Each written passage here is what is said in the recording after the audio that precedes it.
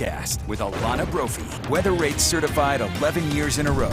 All right, time now for another look at the weather. Alana, I'm a big fan of today. I feel like upper 60s at this point in the year. Yeah, there are a lot of big fans out there with you, Glenn. I enjoyed it myself. We did see cooler temperatures up there at Bear Lake, Caribbean of the Rockies. Carol Dyer just taking the prettiest shot here overlooking Bear Lake. But we saw clear skies up there as well as in Morgan County, Lost Creek Reservoir. Scott Taylor catching this one. Low water levels, which you can see a lot of beach.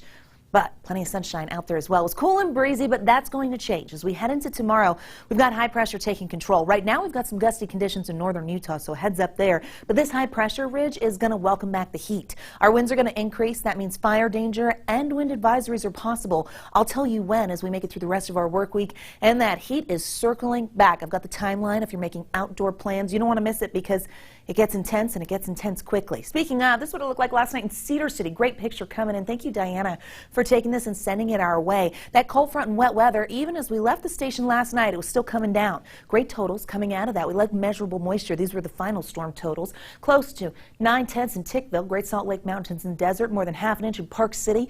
Up there in Cache Valley near Wellsville, Sandy getting 0.54, Bountiful getting 4/10. Hey, we love that. And even as you headed further south, the airport picking up 0.34, 4/10 in Tooele. More than 1/4 of an inch in Logan. Springville was close to that, and measurable moisture in Beaver. So that's how far south we did see that activity. Great news there. We'll take any moisture we can get. Didn't see much today.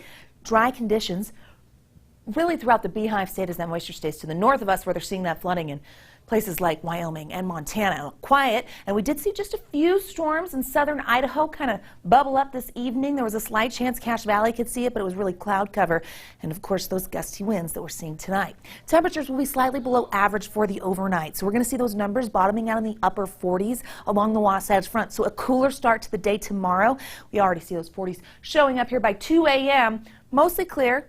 We could see a few clouds sneaking through, but all in all, not bad. Those wind gusts packing a punch right now in Logan, Wendover, and Salt Lake, and we know that's going to be a little gusty for the next little while, but then fairly quiet throughout the rest of the state. Today, we saw breezy conditions down south in southeastern Utah. They've quieted down. That's a live look at Blanding, but this was the spot that saw elevated fire danger today. That included I-70 down to the Four Corners area and over towards Lake Powell. Winds relax into tomorrow, and enjoy that break because, boy, they come whipping back as we close out the work week, and that's going to bring some blowing dust potential. Below average tonight. Okay, we expect it, and then as we head into tomorrow, the warming trend sets up. Now, temperatures will remain below average, but it's going to be a beautiful day overall. You like 70s? Because we're going to see them in Salt Lake. Down south, the heat will be building. They'll be closer to seasonal averages, so we'll be hot in St. George. Upper 90s are expected. By Thursday, hot. Yeah, it's like we blink, and those 90s come back in the north, and triple digits return down south. So we've got dry conditions Thursday. Full throttle with the heat, and then Friday even more so, and that's when those winds are really going to be noticeable Friday into Saturday. 70s for tomorrow, beautiful day on deck. Overnight lows could hit the 30s again in Cache Valley. 80s, 70s, and even a 90 on the eastern side of the state. We get 70s and 80s for the I-15 corridor, and again down there in St. George, upper 90s, and then we hit 106. Yep, breezy conditions Thursday. Windier Friday as we get to 104. More cloud cover on Saturday. We get a monsoon-like push of moisture as we get through the weekend. Now, the monsoon season officially kicks off tomorrow. We really see it in Utah in July, but we could see the threat of thunderstorms Sunday as cold front comes through, drops our temperatures. And yes, I think that triple-digit day on Friday has potential, especially with that southerly flow bringing in the winds. Tomorrow's going to be a beautiful day, so I hope you enjoy it before the heat builds back. Glenn, Emily, over to you. Woo.